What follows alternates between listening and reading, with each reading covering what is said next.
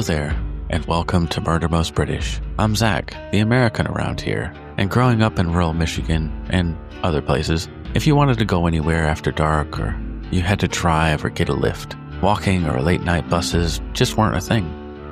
And I'm Rachel, the Brit, and here in the UK, even outside the big cities, it was normal to walk or hop on a bus late at night. Yeah, I think people don't realize the infrastructure is just so much better over there. Yeah, I mean, as small as compared to you guys, obviously, in America, we're quite a small place. So, buses and stuff, you can just hop on a bus and go to the next bus stop, which is like, they're quite spaced out by, I'm guessing, half a mile. It's a bus stop every half a mile. Or less. Jeez. Yeah. But, I say over there, it's because I'm coming to you live from America. Yeah, you're currently in America, aren't you? Yeah. I'm still here in England. Yeah, at home, visiting the folks and family and that. So, at least we can still get this out and have some fun together and read some crime. Yeah, 100%. It's, nothing, just distance doesn't have to stop us from doing our podcast. So it's great. Yep, definitely. Well, we're going to start a bus stop on a suburban road in West London. The streetlights hum, cars drift past, and footsteps scatter toward home. It's the kind of scene you'd barely notice.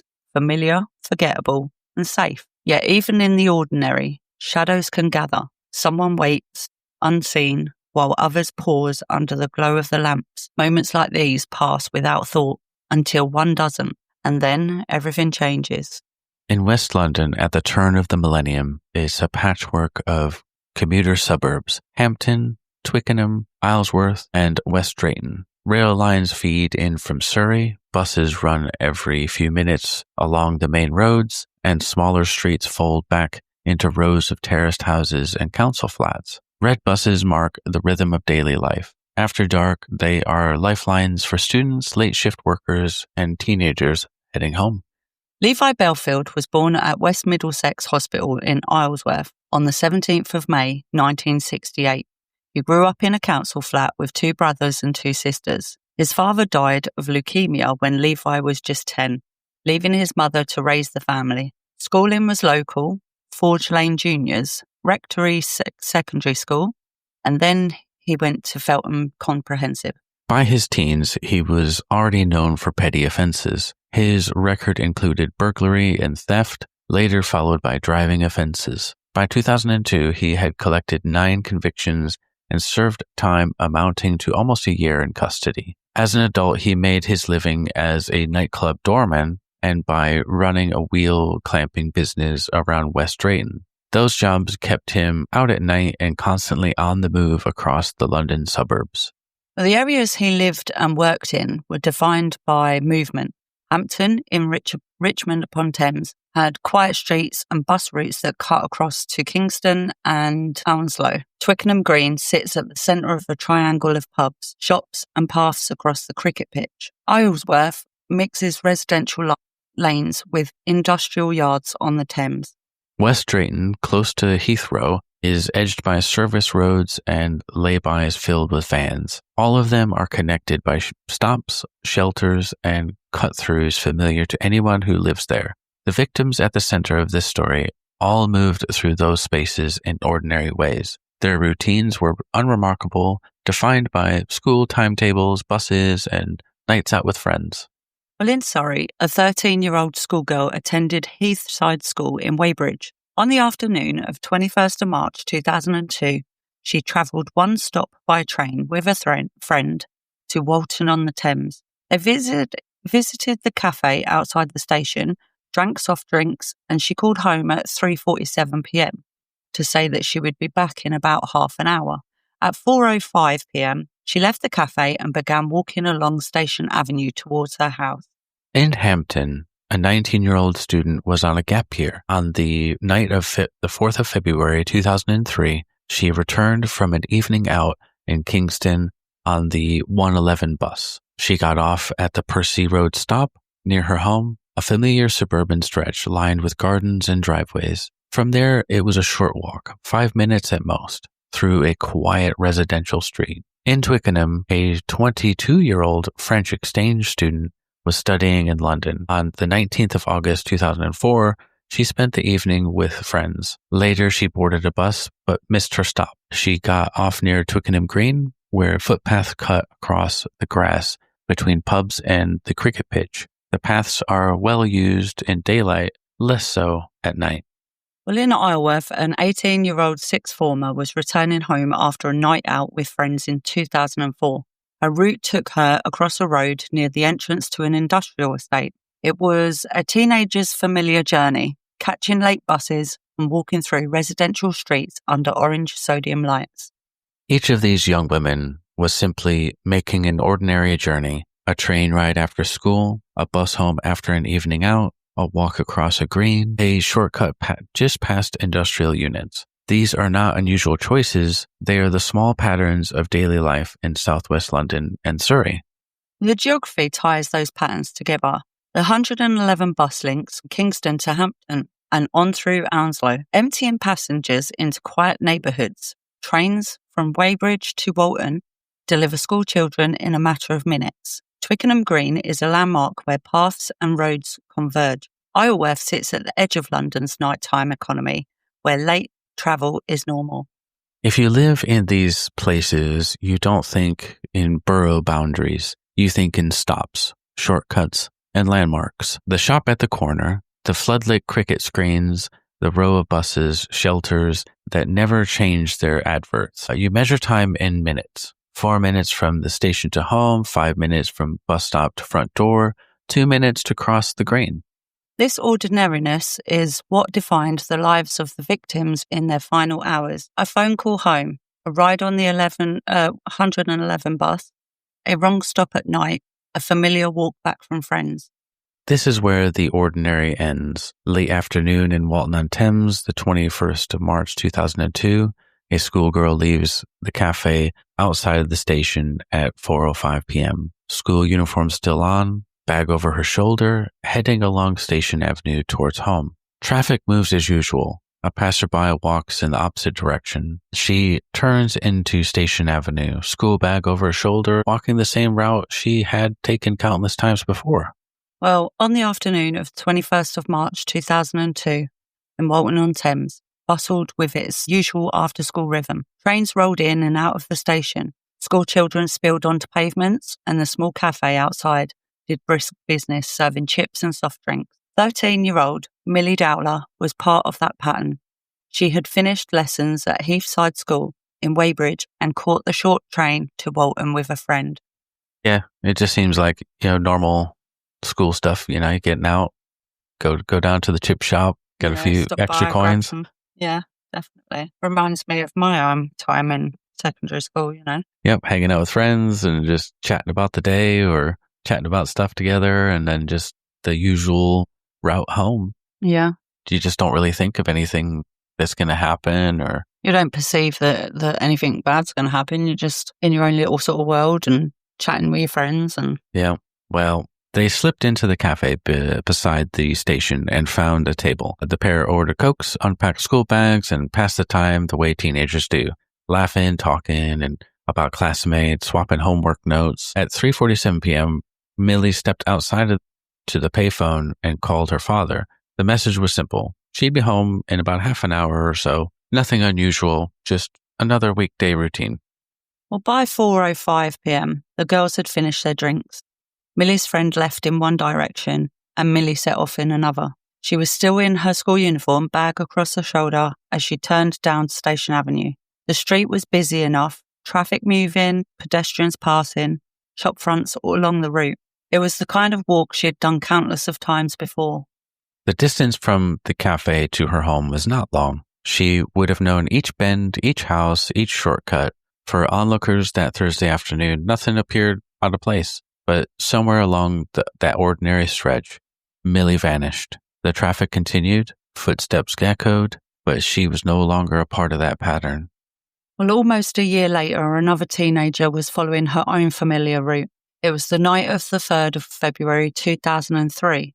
19-year-old Marsha McDonnell, on a gap year after finishing at Richmond-upon-Thames College, had gone with friends to the cinema in Kingston. They chose a late screening, staying until after midnight, and then made their way back to the bus station. Marcia boarded the 111 bus toward Hampton, the same service she had used many times. The ride was quiet, a handful of late-night passengers sharing the upper deck. Outside, shop lights flickered off one by one as Kingston shut down for the night. By the time the bus pulled into Percy Road, it was about 12:30 a.m. She stepped off into the cool February air. The stop was close to her house, just a 5-minute walk through a suburban street lined with hedges and driveways. Street lamps lit the pavement in steady pools of orange. The hour was late, but this was home territory, familiar ground. As Marcia walked the short distance, she was struck suddenly from behind. A single heavy blow landed on the back of her head, delivered with enough force to drop her instantly. She collapsed to the pavement without warning. A motorist driving along Percy Road caught sight of her body on the ground. The image was startling. A young woman lying motionless, blood pooling beneath her. The driver pulled over, and within moments, others on the street realised something was terribly wrong. Marcia was still alive, but gravely injured, breathing shallow, bleeding heavily from the wound. Well, thank goodness that at that time of night, someone was driving by and stopped. Yeah, I mean, obviously, it's not just daytime, especially in England. We do have a lot of activity sort of through the night as well as through the day. So I think it's not always very, very quiet. Yeah. As I can imagine it would be in America, especially if you're living out in the sort of sticks. Sticks? Yeah, not like central sort of Chicago and stuff like that. Oh yeah, I mean I'm out in rural Michigan, and it's like if something happened to you out here on the road at 1 o'clock in the morning, I'm not sure a lot of people are going to find you. Yeah, and probably not until daylight. Yeah, you'd be lucky if someone drove by and saw you. Exactly, So but yeah, quite lucky that obviously the location and where this happened. It was quite a hive of activity still. Yeah, thankfully. But also thankfully, she was rushed to the hospital. The doctors worked through the night, but her injuries were catastrophic. She never regained consciousness. Within a day, her family were told that there was no hope. So sad. Yeah, I mean, it was lucky that she got there, but unfortunately, it was just too bad for it, of a wound. The impact clearly just far too much. Yeah, crazy. One medical report later captured the violence in precise language. A single heavy blow to the back of the head, delivered with considerable force, consistent with immediate collapse. Yeah, it just knocked her right out. Yeah. Gosh. Well, by the spring of 2003, the suburbs of southwest London had already absorbed 2 sudden tragedies. One schoolgirl had vanished in daylight, never making it home from the station cafe. One young woman had been attacked a stone's throw away from her front door, left to die on the pavement she had walked so many times before. Places remained unchanged. Station Avenue still filled with pupils at the end of school. Percy Road still received the steady pulse of the 111 bus. But for 2 families and soon entire communities, those streets would never feel ordinary again. On the night of the 28th of May 2004, 18-year-old Kate Sheedy was celebrating the end of exams. She had been out with friends in Alworth, talking, laughing, enjoying the start of the summer. Close to midnight, she set off for home.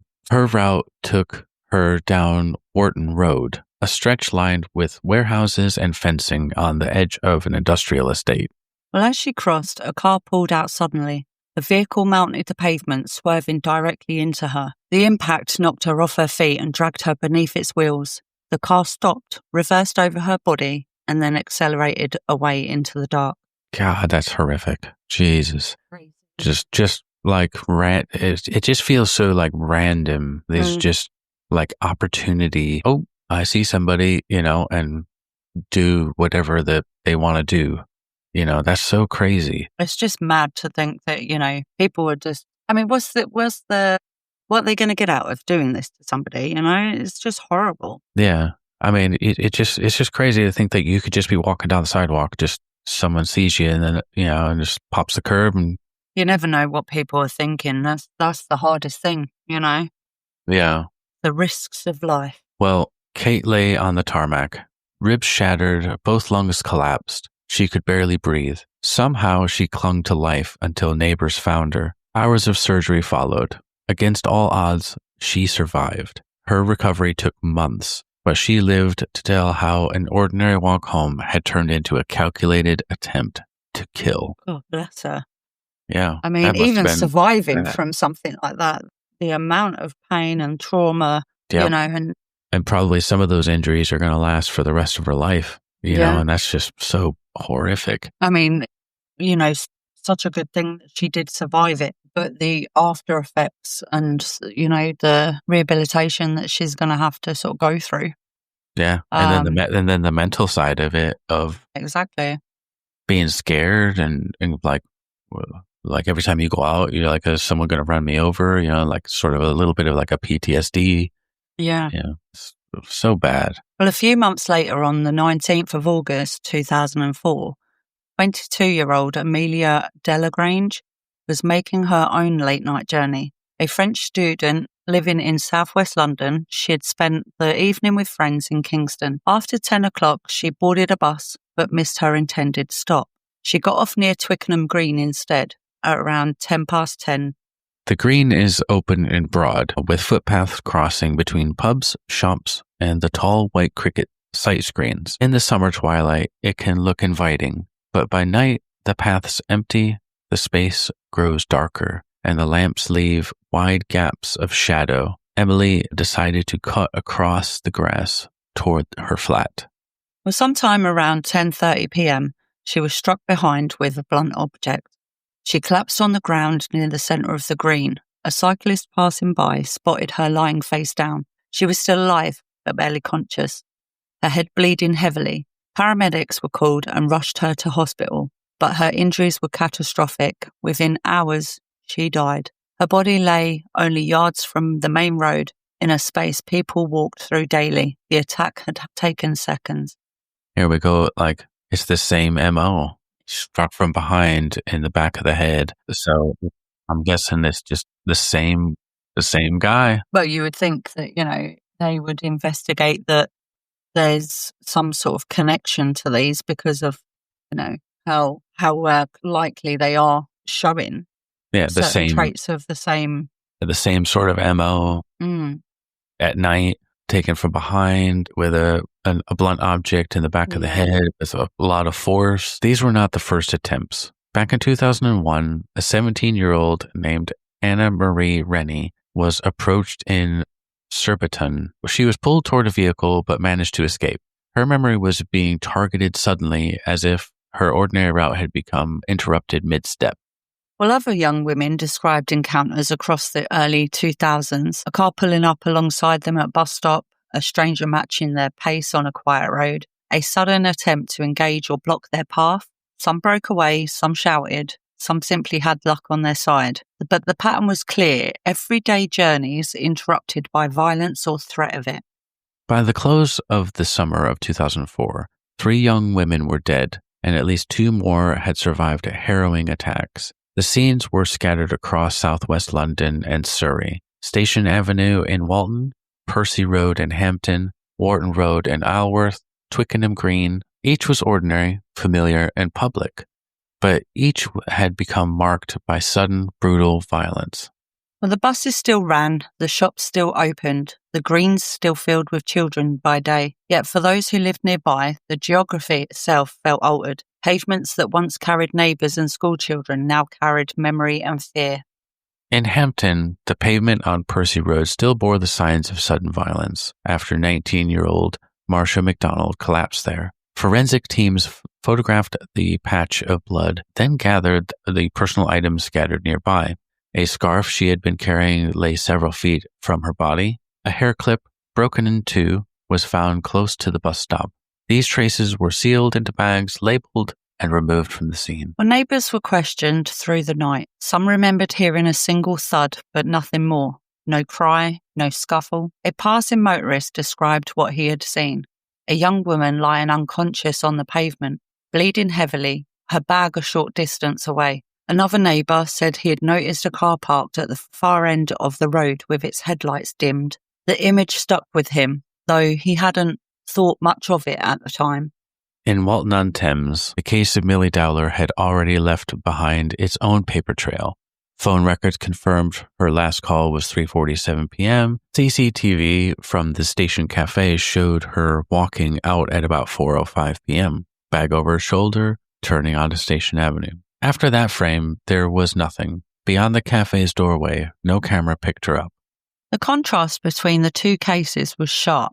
In Walton, no visible scene of violence, only absence. In Hampton, a sudden assault in full view of houses and traffic.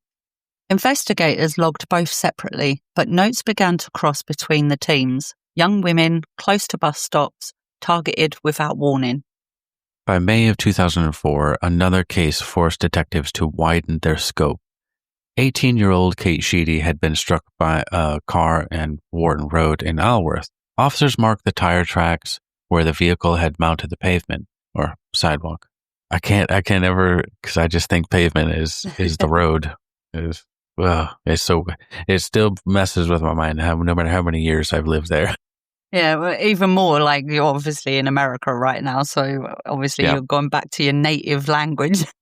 Yeah. For the past few weeks, everybody's been saying sidewalk and stuff. So yeah, and you probably hear it in my voice. I probably sound a little. I usually get a little extra twang in my voice. Yeah, it thickens a little bit more every time you go over there. Yep. But anyways, so the photographs captured the swerves across the curb, the deep impressions in the dirt as well. Well, neighbours in the area described the sound of an engine revving hard, then a thud, then the scrape of metal. One woman said that she had heard the car reverse before speeding off again. Kate herself, recovering in hospital, later gave her account. She had seen the vehicle hesitate, then swing deliberately towards her. Yeah, so that really definitely tells me that it was like an opportunity attack. It was there was definitely intention. It's not like he may have been lost prowling. Control or something. Do you know what I mean? He's intentionally drove into her. Yeah, like he might have been just prowling around and driving around and to see what's happening and just she was there and it was like let's do it. He's already up to nefarious stuff. So that's but crazy. Then also, did he know this person? Did he know this girl? True. I mean, who would randomly just think, well, I'm just going to drive into this person because I want to. It just all seems well, like strange. our previous episode, like we talked about how it's usually people that want to do harm, statistically, but there are those people that's just what they do. They get an idea in their head and just do it. Yep. For investigators, it was a rare moment of clarity. Most victims never had a chance to speak. Kate did, and her memory was precise. The driver had made a choice. Well, by this point, the threads of 3 separate cases, Walton, Hampton, and Alworth, were beginning to tangle into something larger. A schoolgirl gone missing after stepping out of a cafe. And a gap-year student bludgeoned yards from her home. A teenager deliberately run down after midnight. The common geography was impossible to ignore, all within the commuter belt of southwest London, all close to bus routes or familiar suburban cut-throughs. Well, detectives turned to surveillance. CCTV from buses, shops and high streets were pulled wherever available. But the patchwork nature of coverage left gaps everywhere. A cafe doorway might be filmed while the street outside remained blind. Footage was grainy, often overwritten in days unless specifically preserved. Many scenes offered no usable images at all. Yeah, that's the thing, isn't it? Like back then, the storage, you had like VHS tapes or stuff like that where you didn't have. You can't even really depict who somebody is. Yeah, I think they still have it now. I mean, there really should be. A lot of places that, like independent places, they don't upgrade their CCTV systems because of the cost of it. But I think there should be sort of nowadays a mandatory, you have to have an upgraded CCTV system because how can people, if it's a grainy image and with the technology nowadays for real clear pictures of people, would be a lot more helpful in, if the police need the public to help identify somebody. If you actually have a great picture of this person via CCTV, the public are more able to identify and help. Well, it's mostly like storage space. So you need to be like, if you're filming continuously 24 hours a day, that's going to really, you need a good storage base. But like, just since I've been here, I've got family who they put up cameras in the woods for deer season. Yeah. So they're like, they'll send back pictures whenever there's movement, and there's some pretty good pictures. And these are just little deer cameras for the woods, So, but yeah, anyways, but back then it just wasn't as up to snuff as it is today. No, unfortunately. But thankfully they've gotten better, and over the past 20 years since all this happened. Yeah, a lot of people have upgraded the systems and have clearer CCTV, which is great. I think it really helps with tracking down people and trying to identify people of crimes, serious crimes. Yeah. So yeah, like we were saying, policing in the early 2000s operated with sharp technological limits. CCTV cameras were already common in stations and shop centers, but not in the residential streets where most victims were last seen. So I'm guessing like he kind of knew that don't get seen next to shops or... Yeah, don't be doing it in town centre and stuff, because obviously CCTVs are... I mean, nowadays though, luckily a lot of people have got the Ring doorbells and things like that. Yeah. So, which doesn't just sort of cover their gardens. So it'll cover a lot, like a bit of the street. So even if these people are walking past, it's a great thing to have. Yeah. So even where cameras existed, resolution was poor. Yeah, of course. A figure might be visible, but faces were blurred. License plates would be unreadable. Recordings were stored on tapes, overwritten in shortened cycles. Yeah, so you only have a few VHS tapes that you pop in or whatever. Yeah.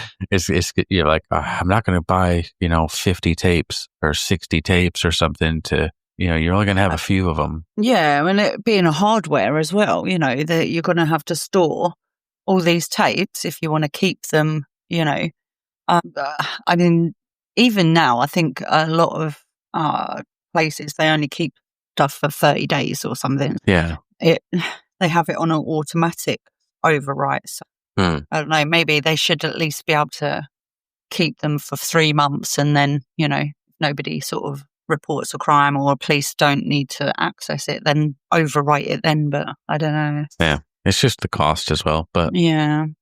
Well, forensics had advanced since the 1990s, but it was still fragile. DNA testing was expensive and not used in every case. Outdoor scenes easily lost evidence due to the weather and contamination. A dropped scarf or a broken clip might yield nothing once handled or exposed. Mobile phones were common, but without GPS tracking, location data was limited to broad cell tower ranges. Well, these constraints meant each investigation leaned heavily on memory. Neighbors recalling a car's headlights, a driver describing a body on the road, a survivor describing the angle of a vehicle. Small human details carried immense weight. Yeah, well, by the summer of 2004, 3 different files were accumulating details that pointed in one direction: young women, ordinary journeys, sudden violence.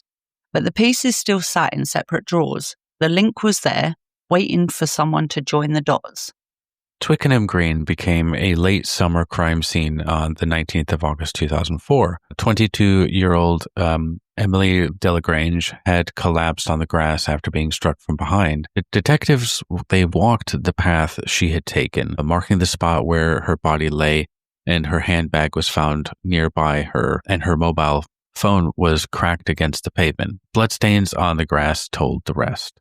Well, witnesses from the pubs and the shops around the green added fragments. A cyclist described the sight of Amelie face down, her hair spread across the ground. A bar worker remembered serving her earlier that evening, cheerful, speaking with a French accent. The timeline was clear: friends in Kingston, a bus ride, a missed stop, then a walk across open grass towards home. So yeah, the surveillance footage was gathered from surrounding streets. One camera caught a light-colored people carrier circling the green close to the time of the attack. The image was grainy. The plate was unreadable, but the shape of the vehicle lodged in the file. Other cameras across Twickenham offered partial clips of similar vans passing through. Alone, each was inconclusive. Together, they began an outline of a vehicle moving in patterns around young women at night. Well, by then, detectives were reviewing older files. The disappearance of Millie Dowler in 2002, the killing of Marsha McDonnell in 2003, and the survival of Kate Sheedy in May 2004, all now sat alongside Amelie's murder. A map pinned to the wall showed locations across Surrey and southwest London. Lines of bus routes ran between them. Each victim had been on foot, near transport corridors, returning home at ordinary hours. As the reinvestigation deepened, statements from Bellfield's former partners began to carry weight. Several described his volatile temper and controlling habits. Some recalled his routines of driving the same roads late at night, circling bus stops and housing estates. Others mentioned unexplained absences at the hours when the attacks had taken place. Their accounts did not solve the case, but they built a picture of a man with motive, means, and opportunity. Well, detectives also traced vehicles linked to him: a white Daewoo Nexia, a Ford Courier van, and a Toyota Prevea, a people carrier. All appeared in insurance and ownership records.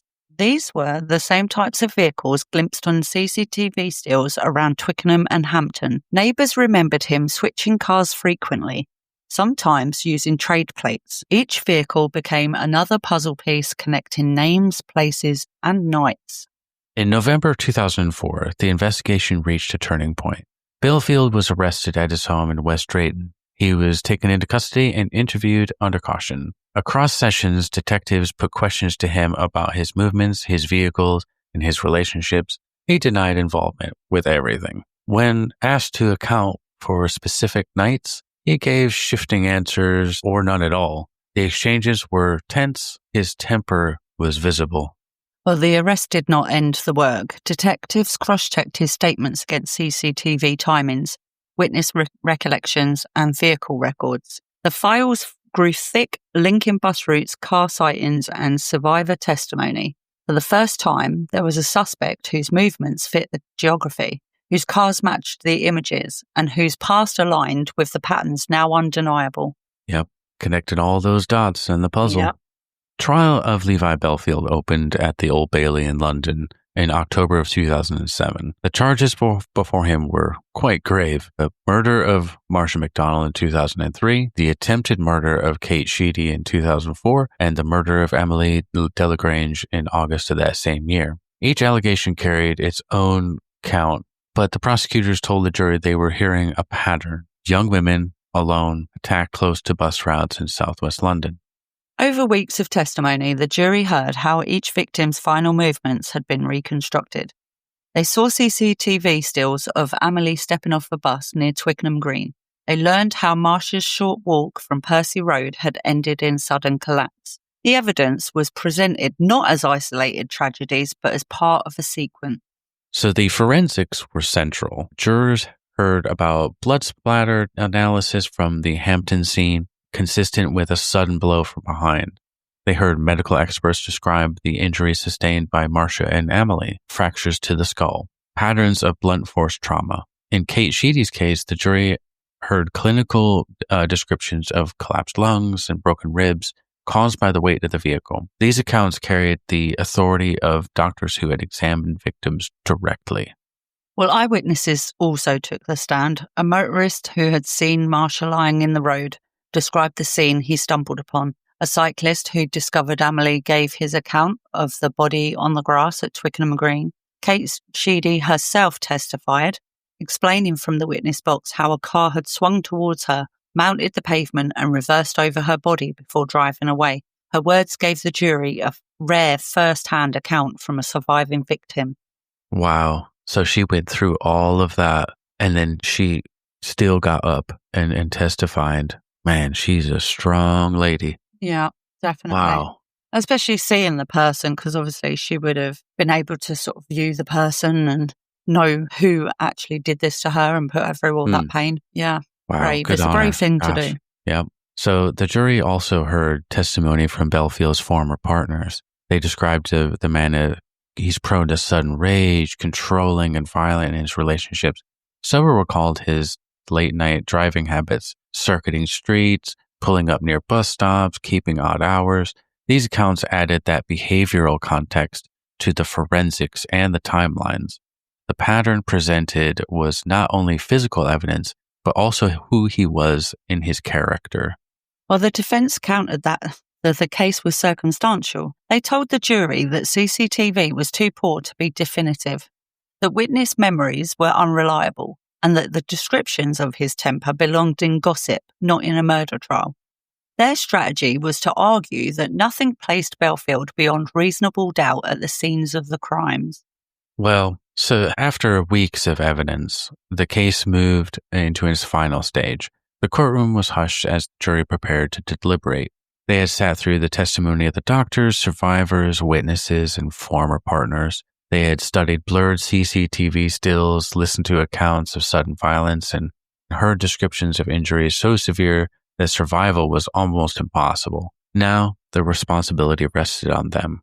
Well, the judge reminded the jurors that their task was not to weigh sympathy, but to decide whether the evidence formed a clear and consistent picture. He stressed that every count must be considered carefully, that the law demanded certainty, not suspicion. The atmosphere in the court was tense. Even seasoned reporters later recalled the silence as the panel withdrew to begin their deliberations.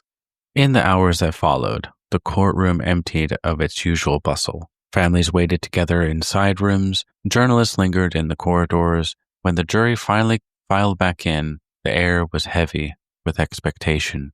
Well, the foreman rose and delivered the verdicts one by one. Guilty of the murder of Marsha McDonnell, guilty of the attempted murder of Kate Sheedy, and guilty of the murder of Amelie de Lagrange. Each word landed with weight.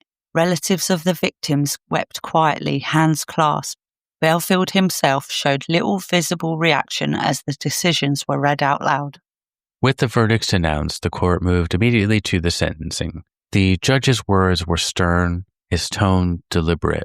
He described the killings as brutal and cowardly acts on young women, each chosen because they were vulnerable and alone. He addressed Bellfield directly, saying, "You have repeatedly attacked young females, causing terror and devastation, and you will never be released."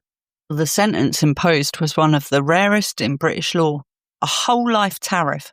Unlike most life sentences, which set a minimum term before parole can even be considered, this order meant there would be no release, no review. The rest of Bellfield's natural life would be spent behind bars. Good. Exactly where he belongs, in my view. Yep. Well, the impact of those words rippled beyond the courtroom. Whole life tariffs were reserved for the most dangerous offenders in the country. Terrorists, serial killers, murderers whose actions shocked the public conscience. So here it placed Bellfield in that grim category. He was very prolific, with his... It just shows that he wasn't going to stop. Attacks on women. Yeah, exactly. I think he would have just carried on and keep causing harm to others, especially young women, which is absolutely tragic. Thankfully, he was caught and justice was served. For the families in court, the moment brought a measure of finality. Justice had been spoken aloud, and the man convicted of murdering their daughters would never again walk free. For the wider community, the sentence closed a chapter that had left a whole neighbourhood shaken, roots shadowed by fear, and ordinary journeys forever changed. A separate Old Bailey trial in 2011 dealt with the abduction and murder of Millie Dowler. Bellfield was convicted on the 23rd of June 2011 and given another whole life order. Long before his name was known to the public, Bellfield would later place himself in the frame of crimes that shocked Britain years earlier. Investigators took those claims seriously, not because they trusted him, but because of the scale of violence involved.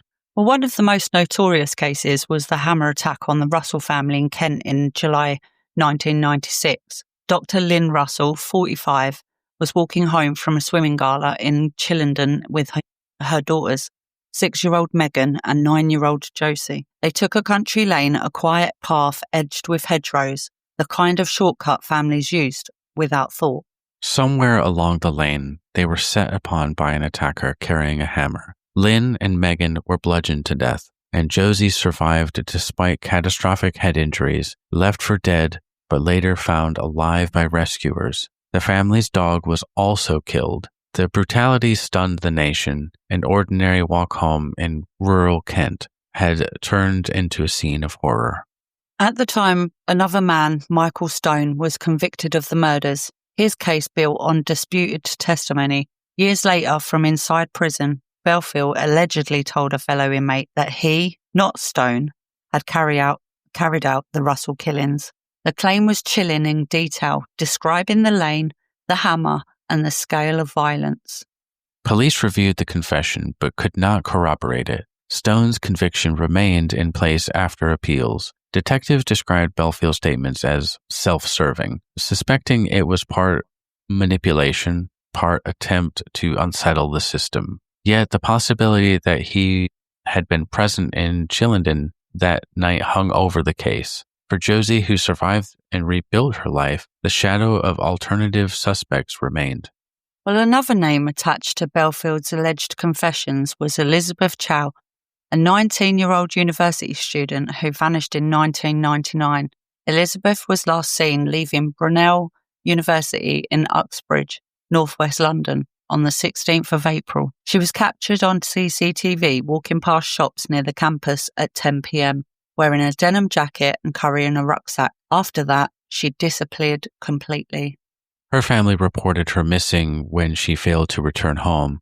Despite appeals and searches, no traces of her has ever been found. She was a bright computing student with plans of her future, and her sudden disappearance left friends and relatives in anguish. Years later, Bellfield allegedly admitted to being involved in her case as well. He suggested he had abducted Elizabeth while driving late at night. Police investigated, retracing her last known steps, but again, no evidence linked him directly. His claims were inconsistent, details shifting between retellings. Officers came to view his supposed confessions as another example of manipulation, offering just enough information to attract attention, but never enough to close a case. Yeah, it just seems like he's just getting off on this stuff. Getting off on trying to claim that he done all this. It's like he wants notoriety. Yeah. Yeah, it just seems like he's like, oh, I did that. Yeah. Or he's finding stories of people who got hit with hammers. He's probably thinking, well, I'm banged up for life, so, I might as well just try and get attention and try and get... It's his own entertainment. Exactly. A bit like he wants to be make himself some sort of celebrity, you know, which is absolutely disgusting. Yeah. Well, for Elizabeth's family, the uncertainty has never lifted. Without a body, without conclusive evidence, they remain in limbo. For detectives, Bellfield's words served as a reminder of the difficulty in separating truth from performance when dealing with a manipulative offender. Well, beyond the Russell family murders and the disappearance of Elizabeth Chow, Bellfield's name had resurfaced in connection with other unsolved cases. Police looked back across the late 1990s and early 2000s, testing his possible involvement in disappearances and violent attacks that carried a similar pattern of young women, ordinary routes, and sudden interruption. In prison, Bellfield seemed to thrive in this speculation.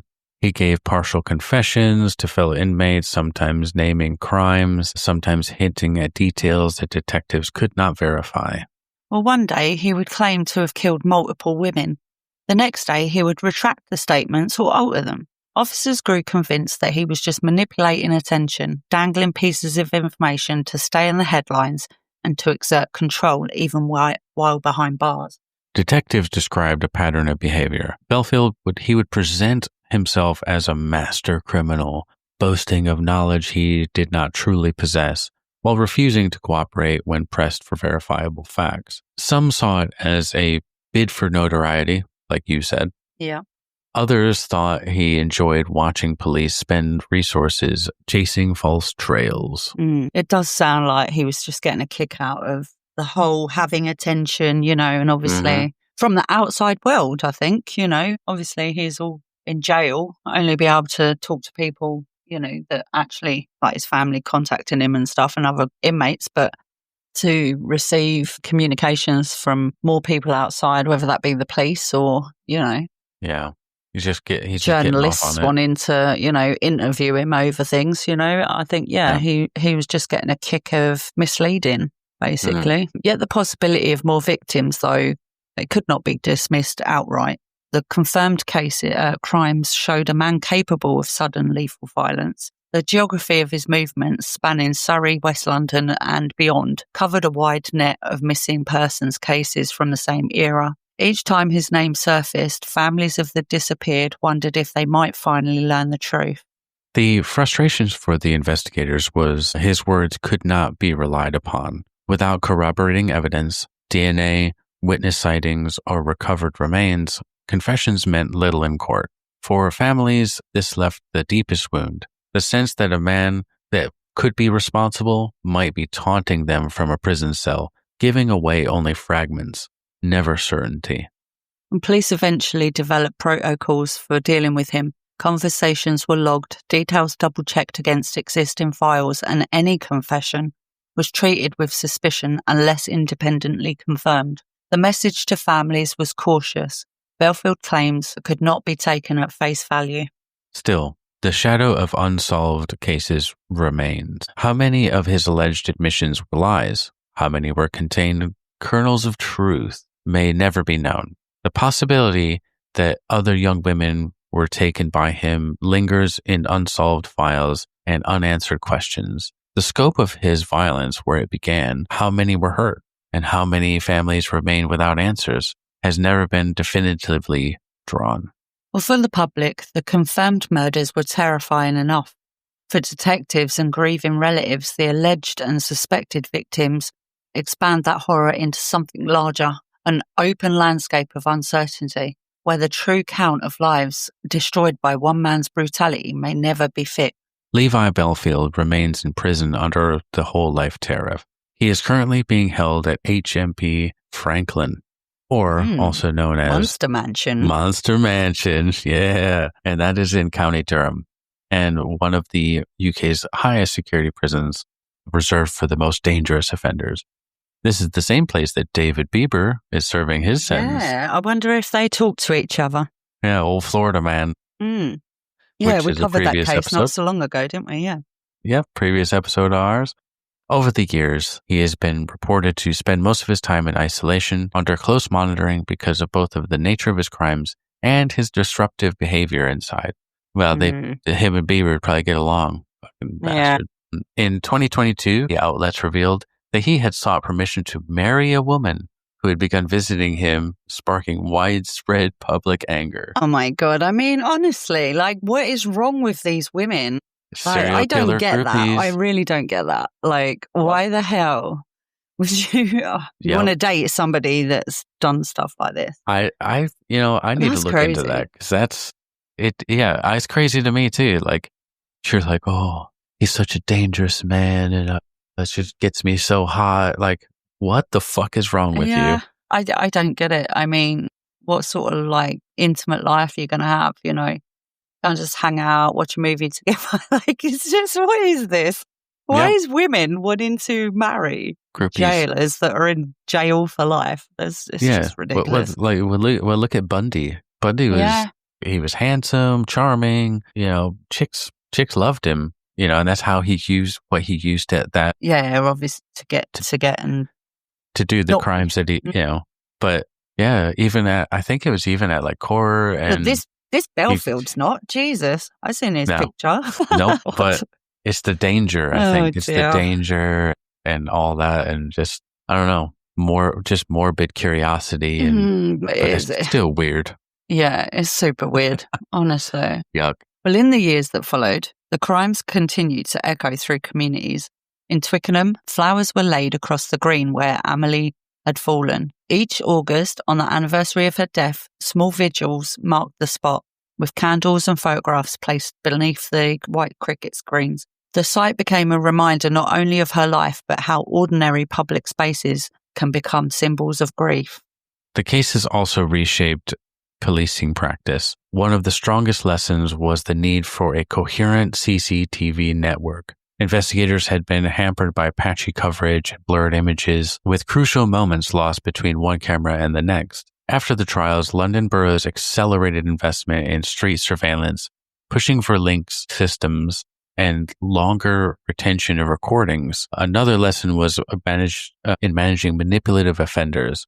Protocols were set so that confessions made in custody would be checked against hard evidence before raising hopes for families, which is, I think that's a great thing. You say, wait, let's make sure before we say anything, because you can kind of jump the gun and because you're excited, you're like, I think we might have it for the family. And you want to give them something saying, if we've got it, well, but it's you one have of to those, hold back. Yeah, exactly. I mean, I think with them, they, if there's sort of like an inkling, then they would inform the family, this is where the investigation is. We're looking and speaking to this person.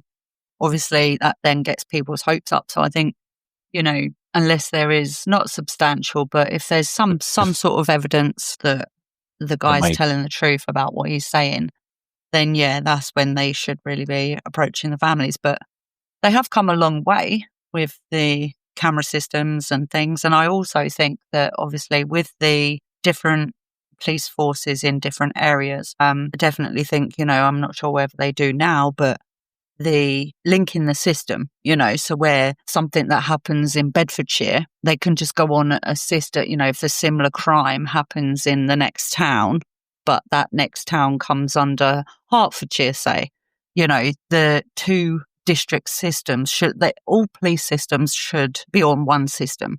So make it easier to connect possible. Yeah, because that's what's always held them back before as well. It's like, you're not connected to all these other ones. They should all be and they're not communicating, are they? So it's exactly. They've been doing better with that. So thankfully, they have, and I think that's the way to go and keep progressing on that to make sure that if something's happened in your district, then if a similar case is flagged in another district, then it can be looked at.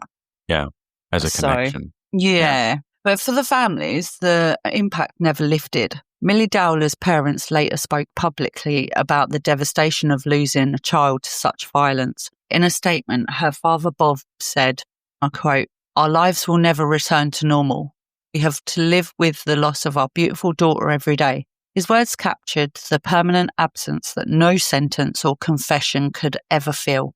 The names of the victims are carried in memorial benches, vigils, and photographs held by close family. The man responsible remains in prison under the whole life tariff. Thank God. Yeah. Thank goodness. But the scars left spread far wider than the walls of a courtroom. The streets themselves remain the same, bus stops, pavements, and greens. But the memory of what happened there is part of their story now. Well, that was the bus stop stalker and killer, Levi Bellfield. Yeah, that was pretty crazy. Yeah. But it's also, with recent stuff as well, violence against women and stuff it's really come to the forefront. And even back then, and it's just come up and up and up and even more, bringing it to the forefront of people's minds and police. And yeah, it's making it more prevalent, really. Action obviously always needs to be taken seriously, sort of with cases against vulnerable people, well, anybody, but especially vulnerable people that are just going about their lives and being attacked by people just randomly is, these poor innocent girls. Yeah, but also, just violence against women in general, it's really coming up more. And so hopefully more things will be done and to protect women out there. Yeah, 100% it should not be tolerated at all. Yeah. So please follow us. If you liked what you heard and all that, please give us a like, comment, give us a 5-star rating. It really, really helps. It with the whole algorithm thing, it really helps there. Yeah, most definitely. So we'd appreciate it. Oh yes, please. We really, really appreciate it. So find us at Murder Most British on Instagram and TikTok and MMB Podcast on Facebook. We've also got a link tree, which will link everywhere you can follow us down below. So until next week, stay safe, stay curious. Bye-bye.